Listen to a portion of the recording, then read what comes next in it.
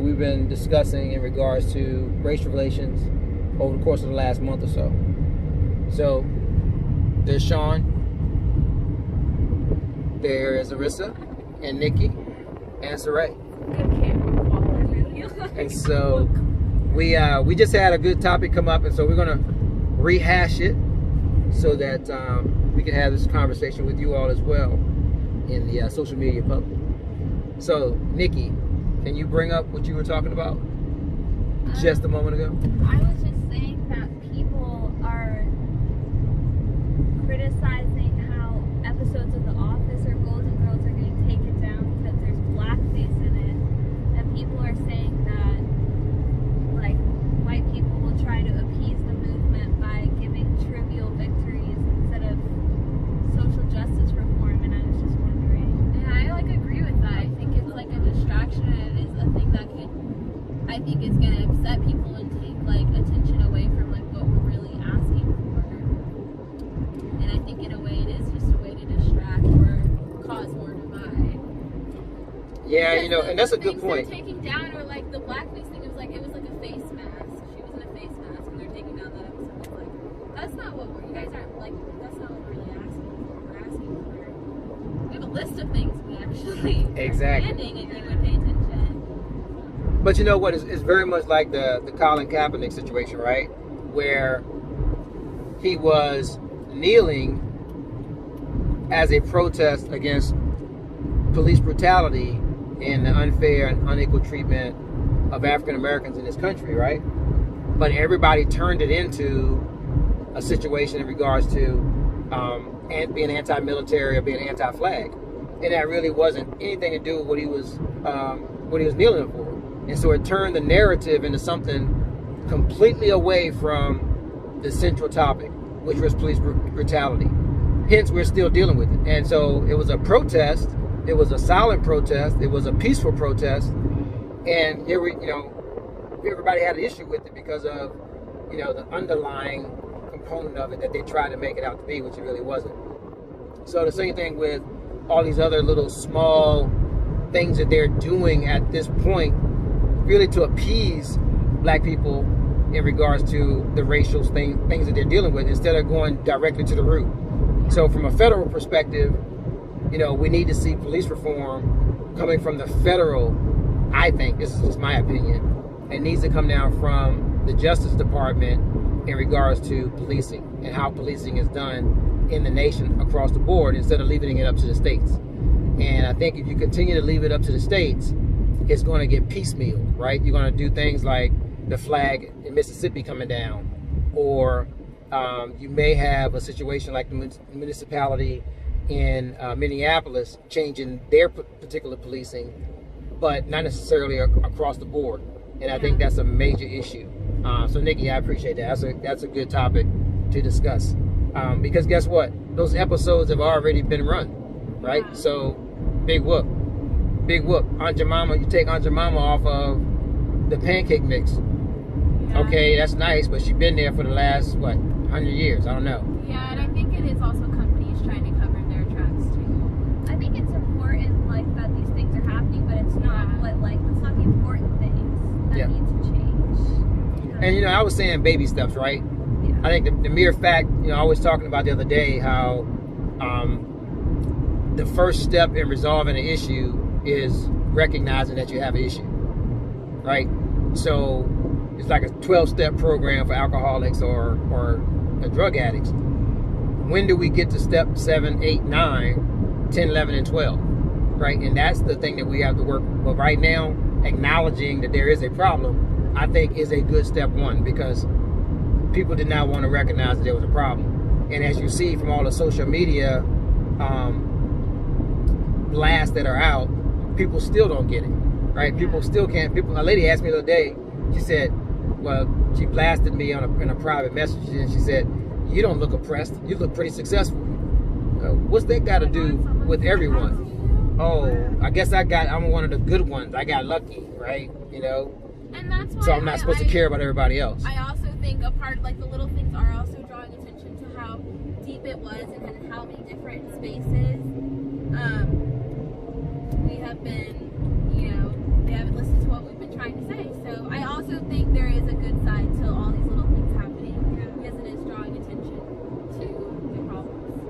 definitely. Most definitely.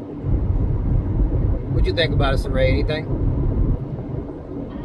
I agree. I'm glad that people are shedding more light on it. Whereas before, I feel like they were just kind of hiding from the conversation. I feel like everyone's kind of trying to address it in their own ways now.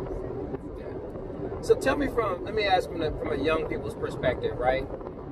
So I've dealt with some of this stuff since I was literally 5, 6 years old, right? Being called nigger every day in school, getting beat up on, ganged up on, not being able to play baseball, all that stuff. Y'all know my story, right?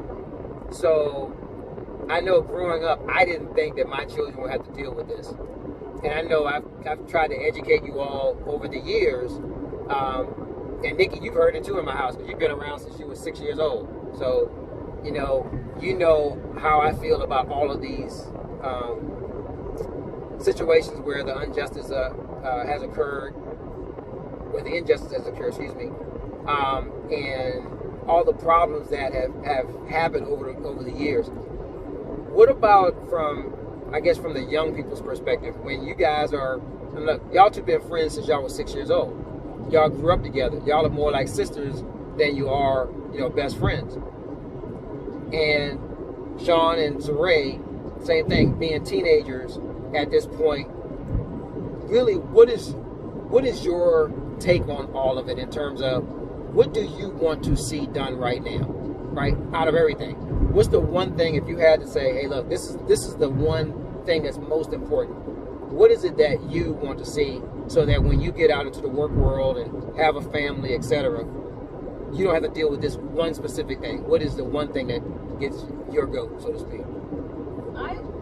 There's so many things, but I think a lot of it comes from our education, like you were talking about. It seems like everybody really doesn't know the real history of what's happened and how this systematic oppression has built up over forever, and it's because it's not taught.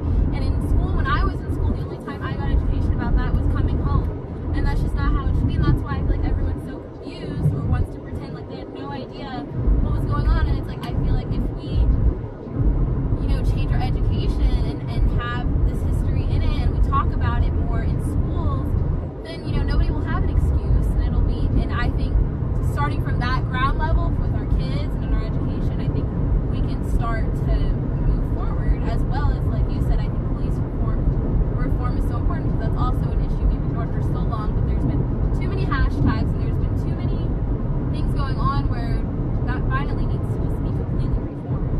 Yeah, I would love to see it, African American studies in our educational system, because there's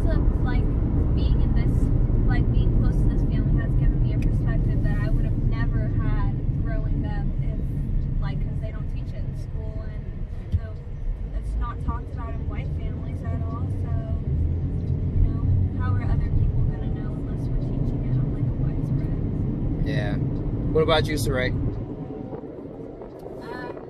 I'd like to, like they said in education, I'd like to have maybe classes dedicated just to Black history rather than just hearing about it lightly, maybe one topic for 1 hour, maybe 20 minutes. I just like a whole class that talks only about that, so people really know.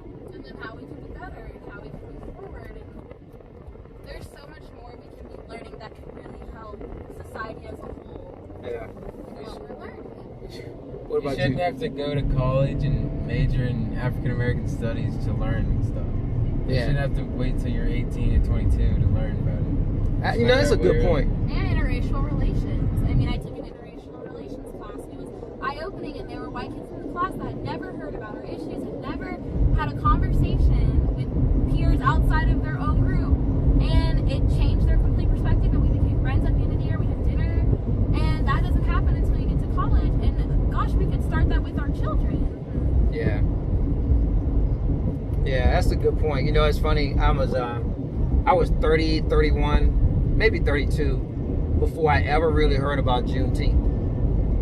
And that's pretty sad. So I'm 52 next month, and I went, 3/5 of my life before I actually found out. I've only known about Juneteenth, 2/5 of my life. And do you feel like your own culture and your own history was taken away from you because we're forced to learn Yeah. You know, what they tell us. Hey, look, I didn't even know about our own history. I didn't even know about my own family's history and how deep and entrenched we were in Yorktown, Virginia, one of the most historic places in America.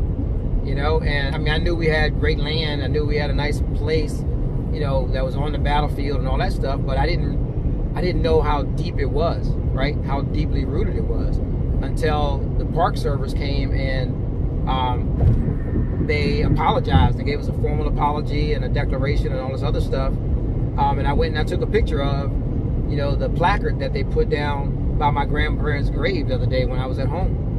And I just kind of looked around. I went and took pictures of the area where my family lived, just to kind of look at how they raised the land, raised all the houses there, and then just let the land grow up. Right? They didn't do anything with it. They just let it grow up. They didn't want tourists to see black people living there, which is a hard thing, you know, when you sit back and think about what kind of generational wealth I could have handed down to you all, right?